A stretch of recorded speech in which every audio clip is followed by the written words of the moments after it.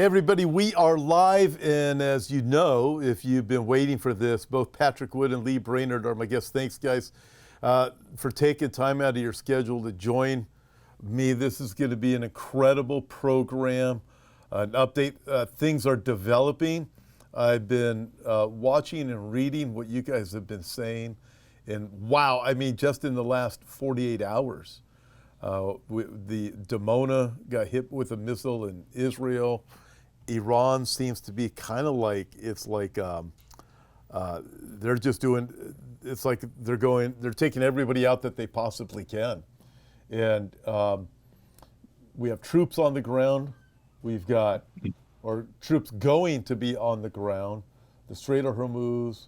Patrick, you wrote about IMEC. I found that absolutely fascinating, even with Jared Kushner and Lee, with the threat that Trump says, hey, we're going to drop the mother of all bombs, or whatever bomb he said he was going to drop in Iran. What's really going on? So anyways, guys, thank you for joining me. You have anything to share as we get ready? You direct us here. Okay. At least me. I will. Lee, I'm going to start with you. Lee, Trump says, by the way, you can welcome, you can say hi to everybody. Again, send your comments and your questions. Lee, Trump says he's going to drop this bomb. You got 48 hours. What do you think's going on? Well, when I first heard that, I was just a little bit skeptical because it seemed like a really extreme measure considering how well things were working. They were on track with their military targets. You couldn't really rule it out because this is a frustrating situation for Trump when the American public wants to see results fast, and the military leadership knows that this is not a short-term fix. It's a long-term fix. So I was a little skeptical that we would actually do that, but I was nervous. Then you turn around within not even 48 hours later, and he says, okay, we got a 5-day window now, a 5-day reprieve, and he's talking about that he's actually having conversations with leadership in the Iranian government, and then the Iranian government comes back and says, no, we're not having conversations.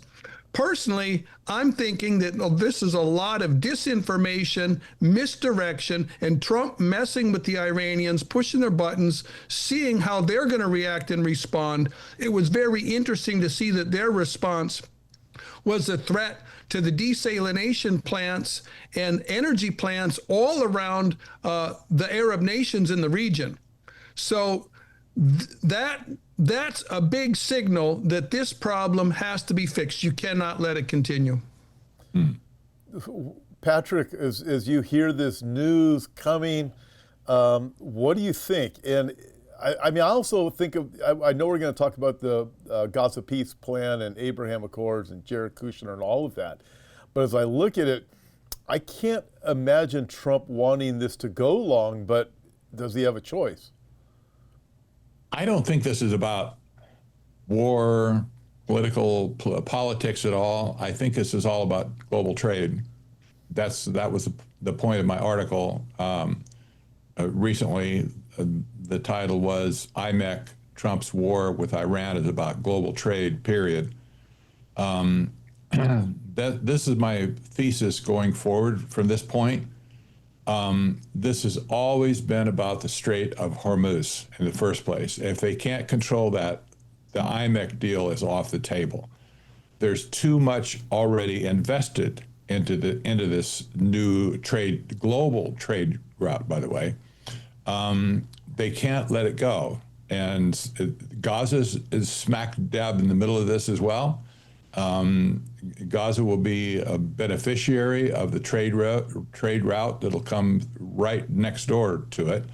And so if they can't settle this issue with the strait, and they will, I'm sure they will at this point. I don't know how it's going to play out, but it's almost guaranteed at this point in my mind that Trump will break the thing wide open.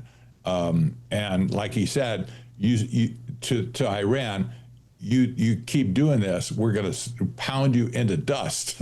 And so whatever that means, I don't know. But the Iranians, they'll feel pain. That's all I can say. But I don't think there's never been about the students and that want freedom. It's never been about the oil necessarily. It's been about global trade routes. And if people find that preposterous, I would just remind you that almost every war in the last 500 years has been fought over some trade route somewhere in the world. And, I think this will be this won't be an exception, put it that way. Follow the money. Follow the money. So what happens if the U.S. does not secure the Strait of Hormuz? This is interesting to me because President Trump is acting like president to marshal our forces to to take the Strait of Hormuz. However, it's not for the benefit of the United States. This trade route doesn't include the United States at this point. It connects India to Europe. So yes, we will be a beneficiary, I'm sure, in some way. But this trade route it doesn't concern us directly in America. So what Trump is doing at this point to open up the trade route that benefits him and his interest in Gaza, for instance, and in the Middle East in a wider sense. And by the way, he's put properties all over the Middle East at this point, licensed his name to put on buildings and stuff like Trump this and Trump that. He's totally embedded in the Middle East. So if on one hand you say, well, is he operating as a private citizen over there to get this done, or on the behalf of the United States? This is a question. I can't answer it. But the fact that he would use U.S. troops and U.S. taxpayer money to open the Strait of Hormuz primarily for this trade corridor that will benefit his interest in Gaza, that's kind of off the charts, in my opinion. I can't answer it totally. Well, this is one of the statements that you wrote in that article. And by the way, everybody, it's an incredible article. I know I referred to it already. Many of you have read it. Lee and I, Patrick, on his channel TV, we spent probably almost the entire program just going over your article and talking about the ramifications. Where is this really going? That's why I wanted to have you both on today. There's just so much here. But just one of the things you wrote, small paragraph, IMEC is the commercial payoff of a decade of deliberate geopolitical engineering that runs directly through Jared Kushner, the Abraham Accords, the war with Iran, and the technocratic reconstruction of Gaza connect the dots, and the picture is unmistakable. Lee, as you look at this and you just think about all the different things, as we look forward, I mean, as Patrick mentioned, it's never been about the Iranian people. I mean, we've thought about the Iranian people. I remember I probably had a conversation with you, Lee, probably on YouTube, said, these people in Iran are dying. You can see them. They're being slaughtered in the streets. And Trump said, hey, go and protest and I'll be there to save you. And then nothing happened for 4 weeks or 5 weeks, something like that. Mm-hmm. You're wondering what was really going on. And then all these other military weapons and equipment and troops were being moved over into that region. Now we see this. And then you look at the Strait of Hormuz and what Patrick wrote, things become very, very interesting to say the least. And with, and now with the hit on Dimona and the different missiles coming to Israel, we live in interesting days. But Lee, as you look at it, what's some things that you think we need to be aware of? Well, the one thing I would point out is, though I completely agree with Patrick that money is really at the bottom of this. It's the IMEC, it's the Gaza program, but there are some benefits to America aside from Trump's personal benefits here. One of them is when you look at what's going on in Iran with there, and you can connect it with Venezuela, Ecuador, Colombia, Cuba, Greenland, Kazakhstan, places where America has either re-emphasized control directly or indirectly over oil industry, or we're trying to get control over oil industry, or we're getting control over rare earth minerals and other exotic metals and minerals that we need for high-tech industry. What we're doing here with Iran's part of this bigger picture, it's really an asymmetric war against the hegemony of Russia and China. Without ever firing a shot, we are actually putting them in a desperate situation where they're in danger of their economies of imploding. We're taking oil away from them. We're taking rare earth elements. We're taking trading partners away from them. And I think this is really a brilliant tactic. So really, in one fell swoop, we not only take care of a legit existential threat to America, although I think that their bark was way bigger than their bite. We take care of the whole financial thing that Patrick's talking about, and we take care of removing two of the big pieces trying to vie for domination of the New World Order. We're moving Russia and China out of the picture and leaving just Europe, America, the technocrats, Islam, and the Roman Catholic Church as the major players. And the Roman Catholic Church. That's very interesting. So, as we look forward, then, what does it look like for China? And also, I do want to throw this out there because Iran seems to be threatening anyone it can reach, threatening Europe. They seem to have this scorched earth thought process. Of course, we also know with their version of Islam is we need to start massive war in order for the 12th Imam to come. Yes, their Messiah. So are both of these in play right now? Do you think, either of you, Patrick, you can go first, either of these in play that Iran is looking at the scorched earth, the U.S. does want to take us down, or is it the 12th Imam, or is it both of those? What do you think? Then we'll turn over to China. You know, I have to say these mullahs have been crazy, in my opinion, for 49 years at this point. They want to start a war, the mother of all wars, they used to call it, and that's what they're doing. At this point, they're backed into a corner. They have nowhere to run. They have their allies are not standing with them, like Russia and China. They're not really backing them up. And where do they have to go other than shoot missiles at everybody at this point, take everybody out if they can, and start World War III?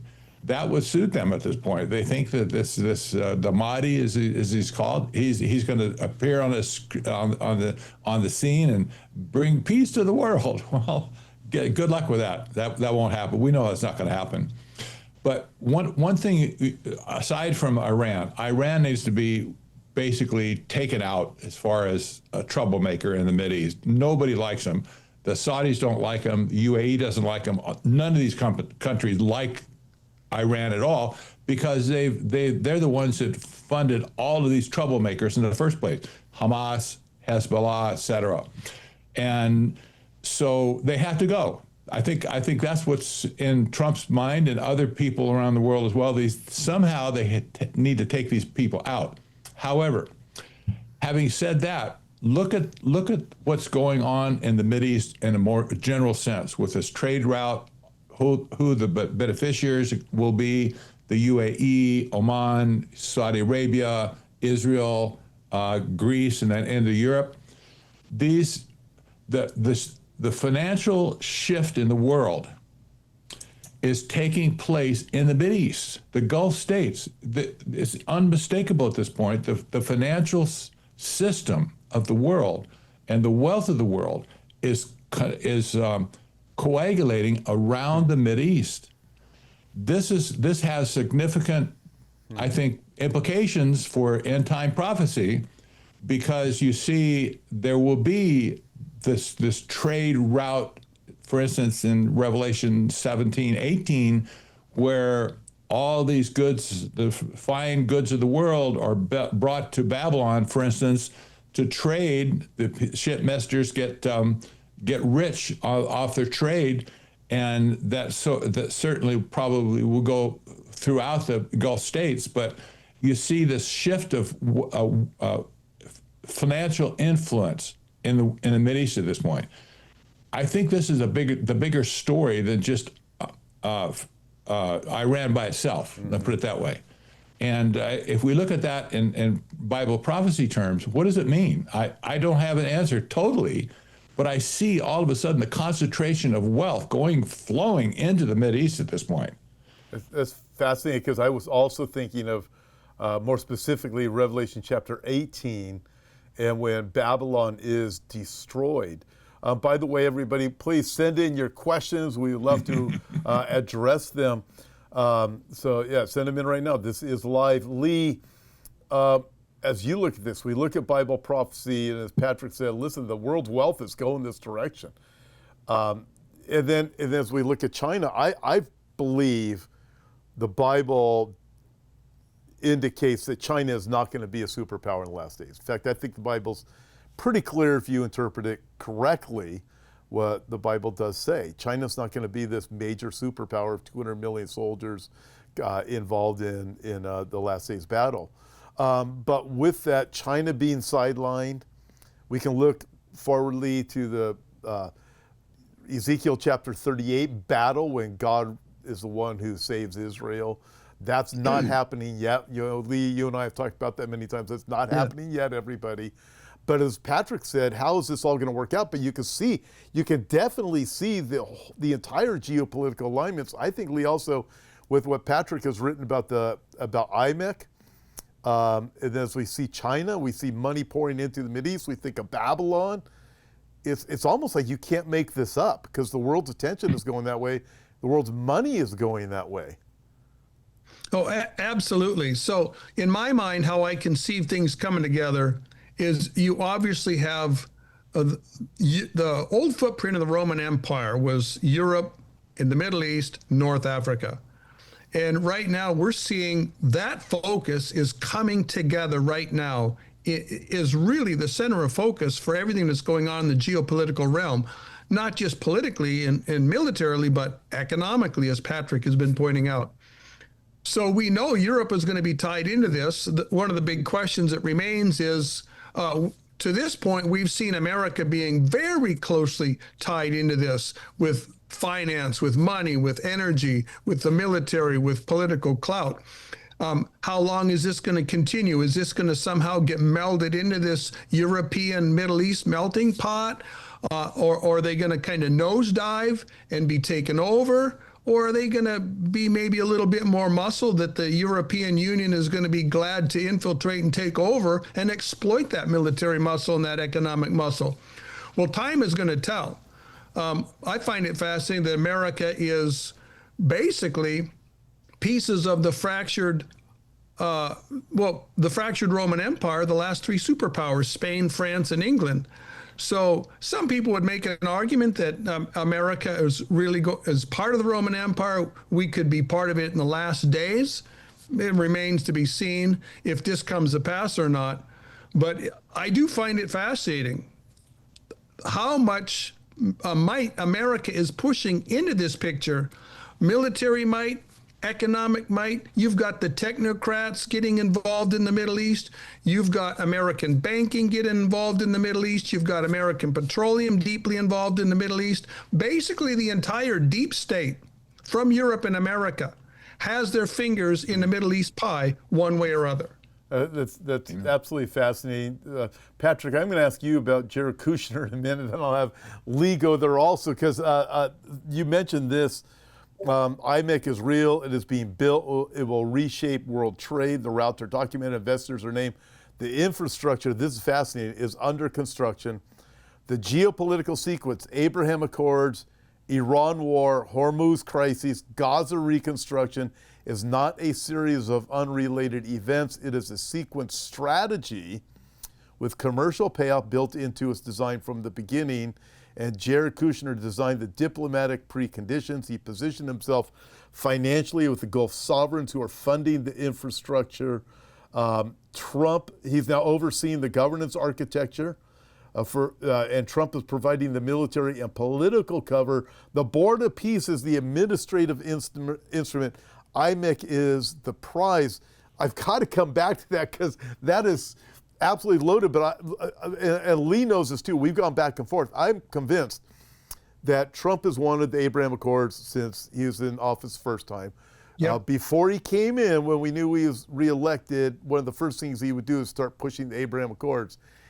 And I believe that's what he wants to get to. I think he wants to be known as this King of Peace. And no, everybody, I did not just say he's Antichrist. So don't put those words in my mouth. But I do believe if his ego's there. He wants to be the guy who brings peace. He wants to rebuild Gaza. But he's made it very clear, Jared Kushner is he's the brains behind all of this, all of it. From what you said, Pookie, we'll get to your question in a minute about what's coming with 1/3 of the Jews. But right now, so hold on a minute, Pookie, I promise we'll get there. Patrick, as you look at this, Jared Kushner, all of these, the peace deals, Trump, as this thing works out, Jared Kushner's hands are on everything.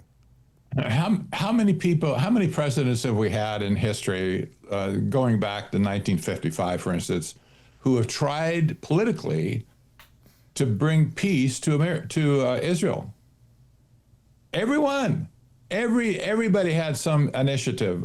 Clinton, Reagan, Bush, all of them had some type of involvement, and they wanted to be the one who brought peace to Israel through some political settlement.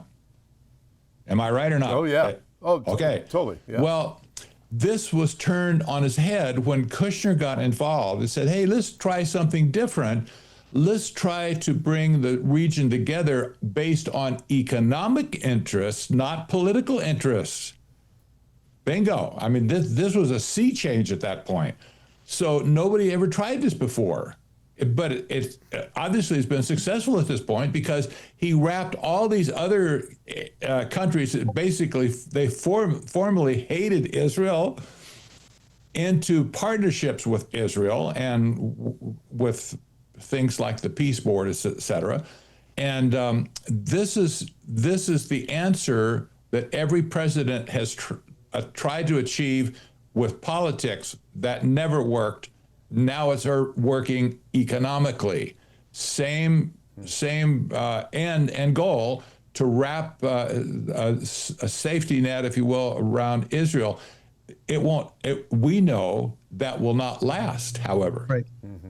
You can just see this whole thing is going to blow up at some point. Literally. Not yet, but at some point in the future, it's going to blow, and all of a sudden Israel will find itself surrounded by all of its enemies again.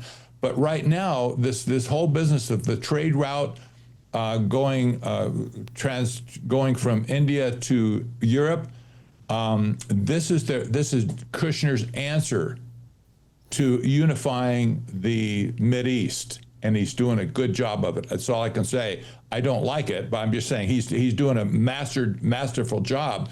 And so you see Kushner also involved with the Board of Peace as well as with IMEC. Yes. What kind of dots do you have to connect at this point to see the picture? This is purely an economic, financial play on their part. The family, the Trump family, Kushner is one of them, but you also see that it's concentrated all the wealth in the Mideast in a very small packet, if you will, and it's going to grow exponentially at this point until you can see it morphing into Revelation 18 at the end of the trail, where there's untold wealth in the Mideast, and this is exciting to me. On one hand, we haven't seen this before. This approach to bring peace to Israel, but it's also bringing the accumulation of all this wealth into the Mideast, and with AI as well. AI has to run all these conduits. And I have to say, I have to reemphasize this trade route. This is not just a simple, our ships are going to go here. This is a corridor. A corridor implies multiple modes of whatever, transmitting stuff. There's going to be fiber optic cables. There's going to be pipelines carrying hydrogen, oil, natural gas, whatever, to Europe. And the fiber optic cables, of course, will be running AI data centers all over the place. Why do the Saudis need $3 billion in new AI data centers building out of the sand? Well, they don't need it right now, but they see that in the future, they see there's a need to have that in place when this new global architecture of control, governance, not government, governance, they'll be needed at that point. And all the data that they can generate at that point will need fiber optic cables to transmit to the whole world. Well, okay, that's just all I'm saying. This sets the stage, I think, for a very significant part of Bible prophecy. It was absolutely fascinating. Lee, what do you say to this? Well, two comments I'd like to add. First of all, it's interesting that the military is being used once again to take advantage of this situation and forward the economic opportunity. The economic opportunity in and of itself was not going to be sufficient as long as you had the current Iranian regime in control of the Strait of Hormuz. So, we use the cover story, a plausible cover story, deniable plausibility of that it's really just a military existential threat that we're facing, like Iran could launch nukes at us or Europe. I wouldn't say it's entirely far-fetched, but I'm not sure that that it was as realistic as some of us had feared. But it's a plausible story. It's a cover. So now we go in on that basis, and we're able to take care of business, or Trump is able to take care of business to accomplish his economic goals. Now, what's also interesting about this, when this all comes together, and you've got the whole Gaza initiative, you've got the IMEC initiative, and they're rolling full steam, it won't make BRICS or the Silk Road initiatives completely irrelevant, but it will prevent them from being a huge dominating force in the world. IMAC is gonna be the big channel for industrial goods to flow, for information goods to flow, for energy goods to flow, for farming like fertilizer. The Strait of Hormuz is a massive fertilizer hub.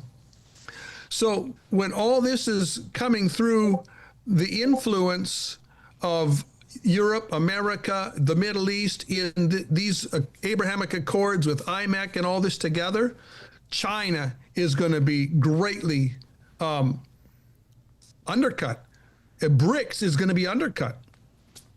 I agree totally. I've said this, I think, multiple times in the recent days. China is going to find itself odd man out in the end. There's probably lots of reasons for that, but all the money that they put into the Belt and Road Initiative at this point, billions and billions and billions of dollars around the world, it's already under address right now, under address, and with this facing them at this point, they'll still have some things to do, like goods have to be moved out of Africa, South America, but those are minor facilities at this point. Even Panama Canal, that's kind of a minor facility compared to this. Wow. This could blow everything out of the water. It's also going to isolate Russia as well, because if Russia, if they could figure out a way to get all of the natural gas and oil into Europe without having to go to Russia, where's their market at this point? Well, then they won't have one. So they're going to be under duress. This is kind of a masterful plan that whoever is the architect, whether it's Trump or Kushner or Eric or Don Jr., it doesn't matter who architected this point, is a masterful plan to shake up the world order, but good. Yes. Many leaders around the world are talking about this. The new world order, the new world order, is altogether different than what the old world order looked like. And we need to look forward with new tools, new insights, and forget what was behind and look at what's happening, what's being built right now as we speak. And this is part of it with this IMEC quarter.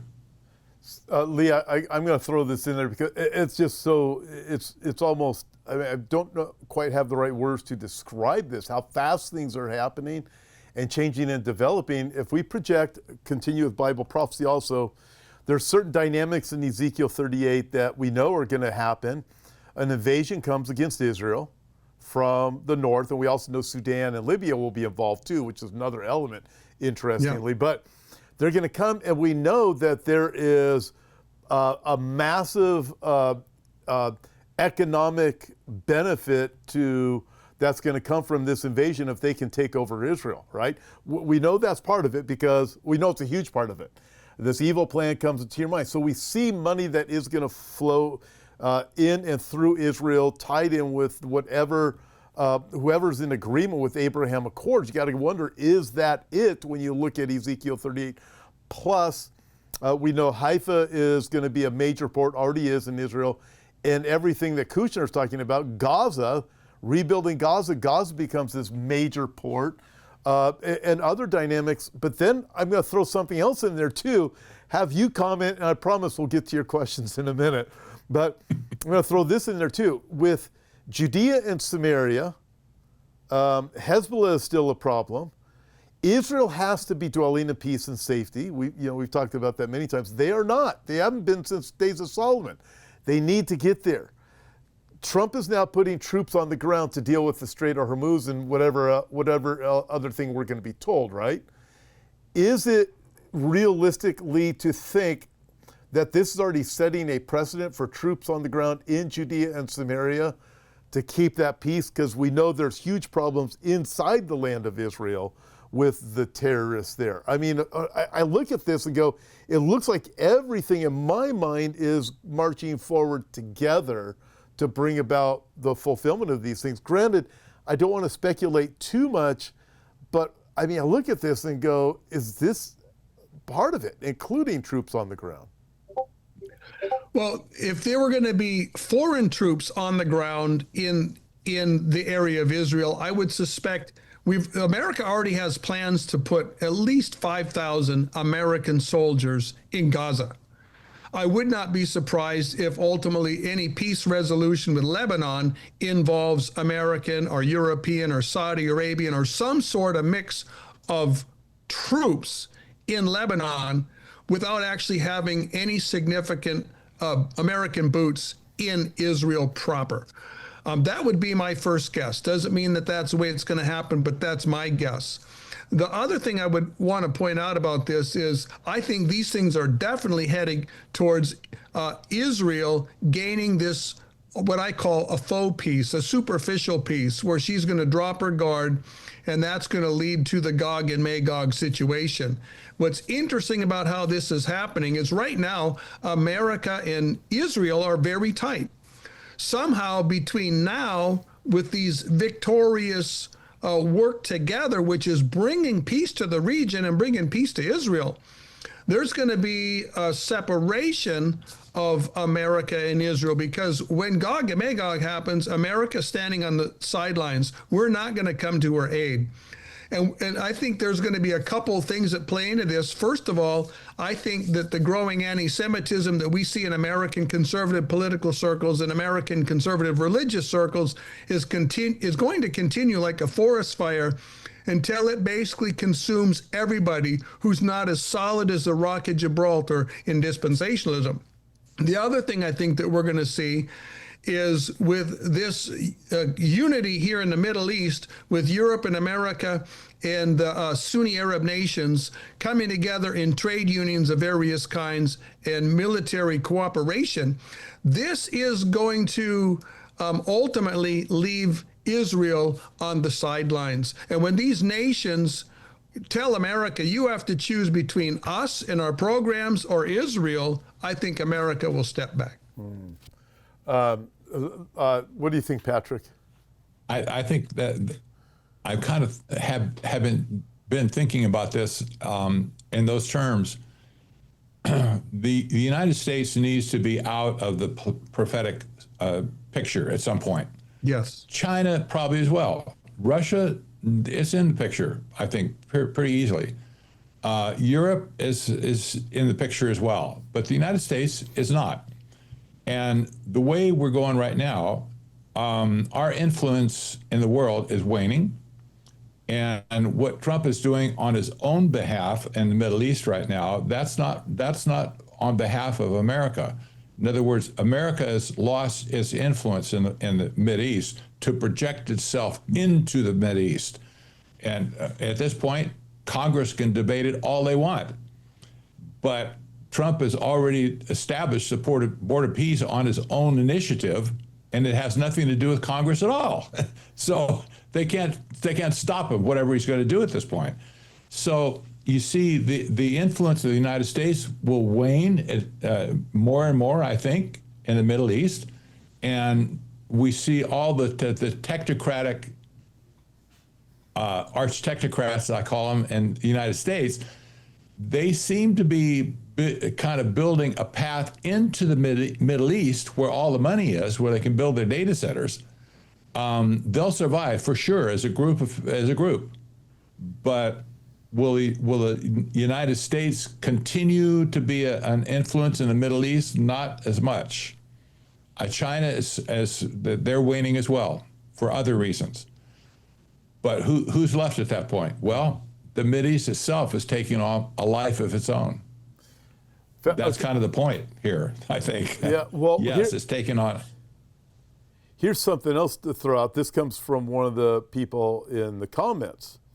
And I Need Jesus said, between Sharia financing taking over, Islamic infiltration of Western nations, and beheadings in Revelation, how is Islam not the one world religion? I mean, I have my various reasons, Lee. But I'll let you go, Lee, than you if you want, Patrick. But I look at this and go, what we are also watching right now is the Gulf states, for example, are saying, hey, wait a minute, we're not like them. A lot of it has, I mean, for all various reasons. Nevertheless, we do know what the Quran says. But Lee, on that question alone,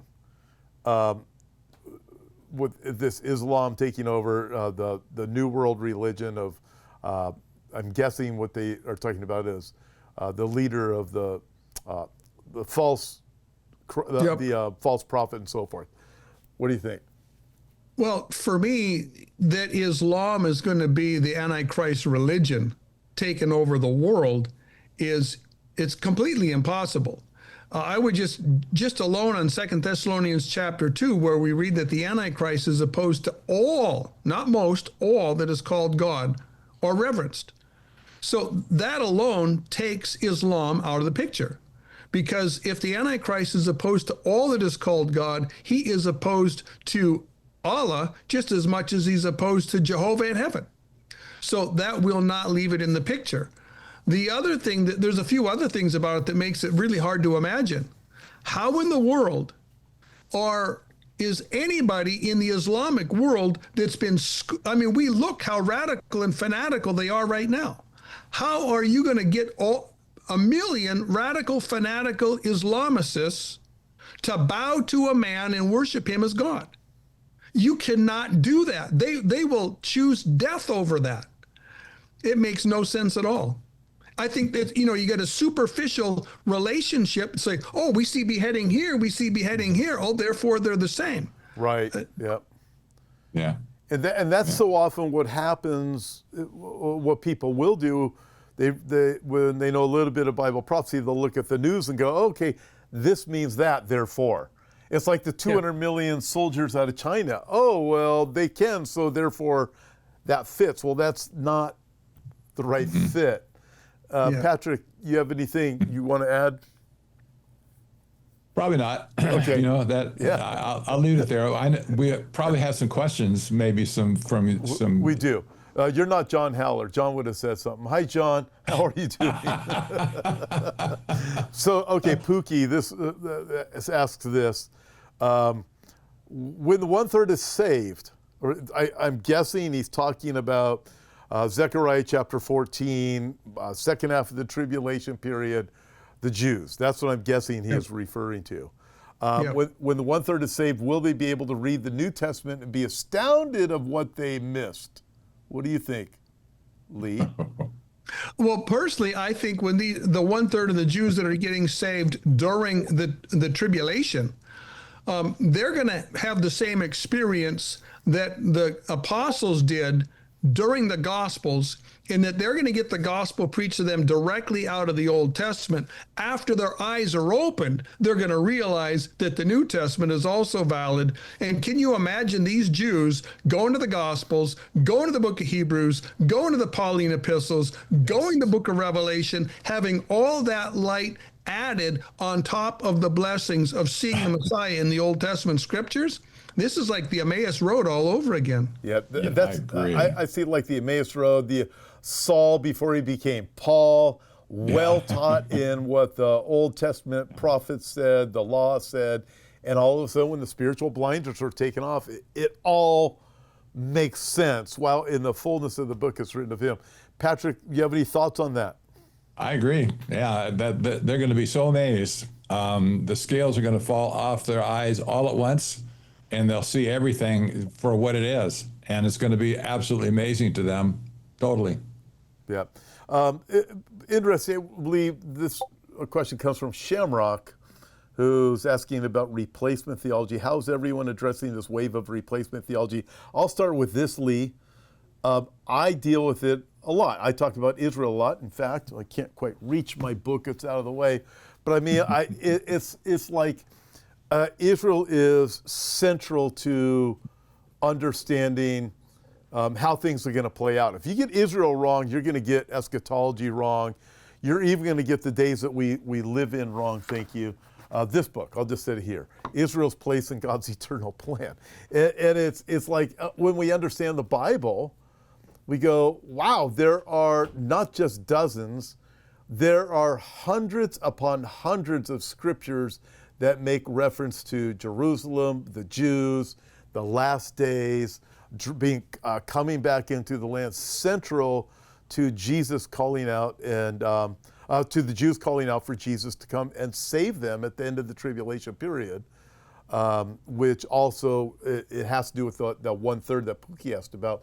But Lee, it's like this is nonstop dealing with this because we are constantly confronted with it, which leads me to believe the days that we live in are rapidly approaching what the Bible describes as those last days or that day of the tribulation. What do you think, Lee, on this whole subject of replacement theology? It's been here since the beginning, but it just seems to be exploding right now. Well, in the last few decades, replacement theology has morphed from, I don't want to call it a legitimate theology because it's never been a legitimate theology, but it's morphed from a theology that was kind of innocuous. We just disagreed with them. We could get along in missions. We could get along in evangelism, and we did. But in the last few decades, this has morphed from an innocuous anti-Semitism that's a doctrinal anti-Semitism into an actual rabid, heart-filled with venom hatred for Israel, for the Jews, for Zionism. This is going to spread throughout the entire world until the whole world is going to hate Israel. Israel will be a cup of trembling for every nation on the planet until every man on the street across the globe that isn't born again is going to hate Israel. This is really part of the crucible that God is forming for the nation of Israel. There will be no human crutch to lean on. There'll be no nation to lean on. There'll be no organization to lean on. There'll be no evangelicals to lean on. There's nobody to lean on except God. Yeah. That's what they need. Yeah. Patrick, any thoughts? Yeah. I can't. I see this new wave of anti-Semitism coming out of the church, especially after Charlie Kirk was murdered last year. And there's been a swing away from evangelical, traditional evangelical, dispensationalism for sure. And people are adopting this new thought now that, well, we have to make the world right to have Christ come back. And their eschatology has changed as a result of that. They're not expecting Christ to come now. They're looking at some time in the future, maybe after the tribulation or something, where Christ will but that's not going to be because they cleaned up the world. This is a heartbeat of dominionism, NAR, theology, etc. So this whole business of anti-Semitism is embedded in this, and you can almost see how America is moving away from relevance in the end times. If we continue down this path of anti-Semitism, God will he doesn't have to wipe us out necessarily, but you can see how we will be irrelevant in end times affairs.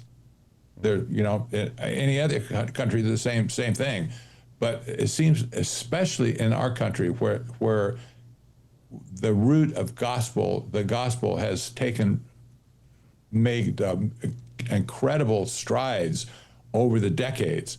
All of a sudden, it's just thrown to the wind. Boom. And I think it's been especially evident since the assassination of Charlie Kirk. Yeah. It's very strange. Just at a time, it's like after October 7, all of a sudden people start turning against Israel. That people I used to work with, do podcasts with, by October 8th, I found out they hated Israel. That started coming out after Charlie Kirk.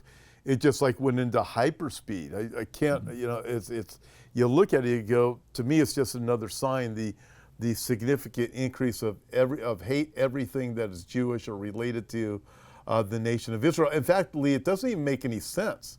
When you look at it and you listen to the arguments, and they claim to be basing things on the Bible, they can't be basing things on the Bible, or they have to take the Bible out of context. And when I look at this, in fact, somebody asked me when we were in Vegas just over this weekend for the conference about that.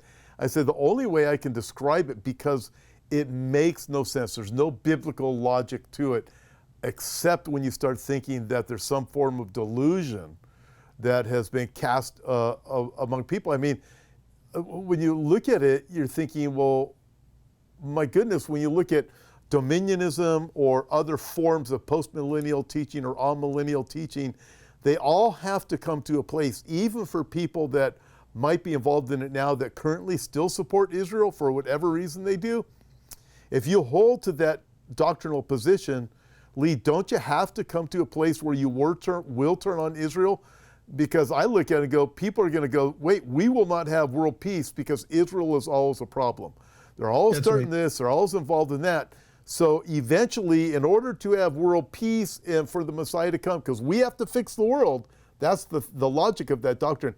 We've got to fix it before Jesus comes back. Even they will turn against Israel. I don't think we are too far off as the group of people who support Israel is just going to continue to get smaller and smaller. Yeah, I'd like to make two comments, one on the handling of Scripture and one on that pressure that's going to lead to anti-Semitism dominating the world. On the Scriptures, I find it interesting that it is basically 2 or 3 proof texts that are misunderstood that are used as a magic key to unlock hundreds of passages and give you the secret understanding that you won't get if you take them literally. That is the whole key to the whole thing. If you are going to be a historical, grammatical, hermeneutic person, you're going to take everything literal, childlike faith, it's impossible to be replacement theology. But if you're the kind that can set aside 99% of the information in the Bible on the basis of 1%, that you have a magic key for it, then you will be able to be convinced. So your safety net, folks, is simply trusting everything in the Bible at face value. When it comes to the whole crew coming together at the end, I think the peer pressure is going to get so heavy with the hatred for Israel that if you don't have your feet solidly planted on the Word of God, taken at face value, standing alone like Noah, and you will wilt under the peer pressure. I wholeheartedly agree. This is a question, I know we only have a few more minutes left, so probably just this and one other question, but Hannah B says, it's probably a question for you, Patrick, you can chime in here too, Lee. Are the mega projects in Saudi Arabia of any importance or not, particularly the Cube in Riyadh? Oh, absolutely. These people have been master builders forever. They're obsessed with building big things, and they haven't been successful all the time. But they aspire to build big things for sure. This is probably one a sentiment we'll see when the rebuilding of Babylon takes place. They're going to all flock and want to get their hands on a crane or something to build a new skyscraper somewhere around Babylon. But this is what they got going on with this cube nonsense, with the NEOM, this kind of fallen by the wayside. It is still there, but they're not pursuing and like they did at the first.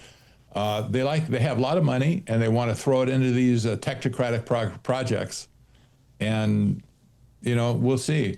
This is the opulence that we see in the Middle East, and just when you pair that with, for instance, with President Trump's desire to build great buildings and Trump Towers and all that kind of stuff, you can see all the egos they're all centered around building big things.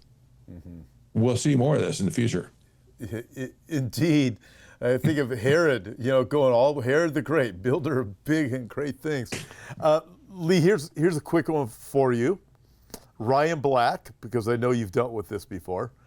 Could MBS be the AC, and how could he be referred to as the Assyrian? MBS. Mohammed bin Salman. Okay. Right. The prince. Okay, gotcha. Yeah, Prince, yes, him, that guy. Crown Prince Saudi Arabia. So, and could he be the Antichrist? Because of the passage in the Old Testament, the reference to he will be the Assyrian. Right. Yeah, there you go. Well, I'm more inclined to take the reference to the Assyrian if it's a future prophecy, which is very possible.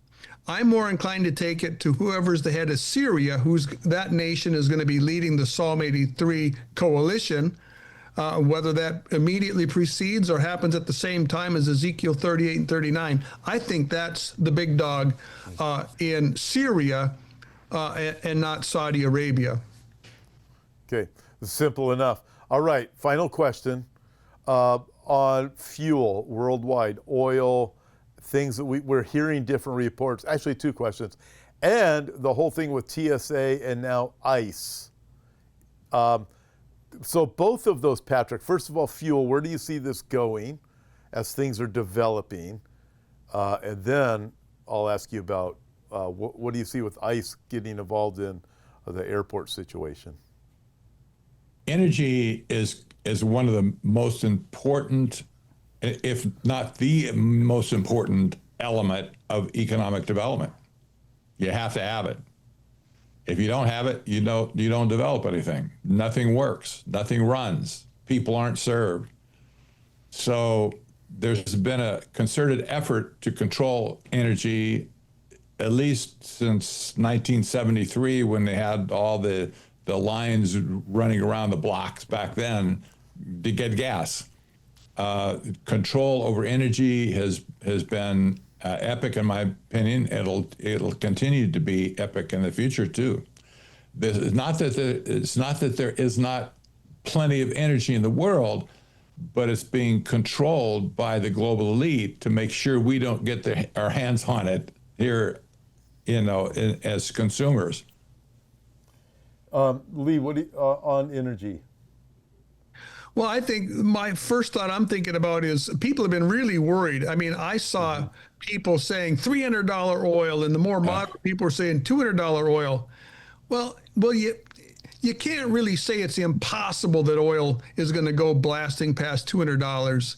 But in my mind, for this whole situation, I was picturing $150 would be probably the highest price that we'd reasonably expect oil to go to if this thing drags on and Trump doesn't gain control of the Strait of Hormuz. I do find it interesting how much of the last few weeks oil has just been trading in a sideways band. I think the oil traders on the big players are banking on Trump actually gaining control of the Strait of Hormuz. I agree with that. Yeah. Totally. Hey, Patrick, what do you think? Airports is bringing ICE in to deal with the TSA problem a good idea, a bad idea? What do you think? I gotta beg off it. I'm flying in 2 weeks. And I don't want to even think about it. I don't want to be face to face with an ICE agent. Honestly, I don't want to be face to face with the TSA either. But I don't like any of it at this point. And if Trump does that and displaces a lot of people at the TSA, we'll have to live with it, I guess. Yeah. I don't like it. Didn't Reagan do something like the air traffic controllers? I remember when I was quite young, my friend's dad, he was an air traffic controller, but he did not walk off the job. He kept his, but I mean, Reagan did something back then. Lee, what do you think with the idea of ICE coming in to that position? And I'm flying out on Thursday.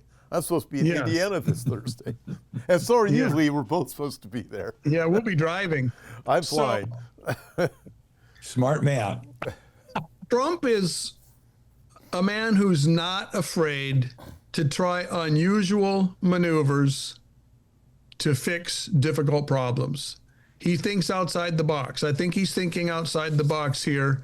I don't know whether it's a good idea or a bad idea, but it's definitely political pressure on the Democrats, the same kind of pressure that was put on the Democrats when Musk volunteered to pay the salaries of the TSA agents that weren't getting paid by the Department of Homeland Security. So no matter how you frame it, no matter how you solve this problem, I think the Democrats are shooting themselves in the foot. Well, listen, thank you guys. It was wonderful having both of you. I know it was short notice too, but I just know there's a lot of things. There's so many moving parts as we move forward, but it was really great. Patrick, how can people connect with you? Technocracy.news. That's the easy way. All of my books are on Amazon as well. There's audiobooks and Kindle versions as well on Amazon. If you want to get a signed copy, go to technocracy.news and I'll send one out to you right away. That's cool. And you can see his link to Patrick in the description too. Lee, same thing with you. Your link is in the description. But how can everybody contact you? Plus, you have your books out too. Yes, soothkeep.info is my website. You can find me Soothkeep on YouTube and social media. My books are available on Amazon.com. Great. Thank you guys so much. It was really just a great time. I could have spent about 5 more hours with both of you, but we can't because we have lives to live. And we're married. We don't want to get in trouble. Together in what? In Indiana. We'll drink a coffee together in Indiana. We will. Then we'll call Patrick. Yeah. All right. God bless you guys. Thank you. Thank you, everybody, for joining us. See you soon.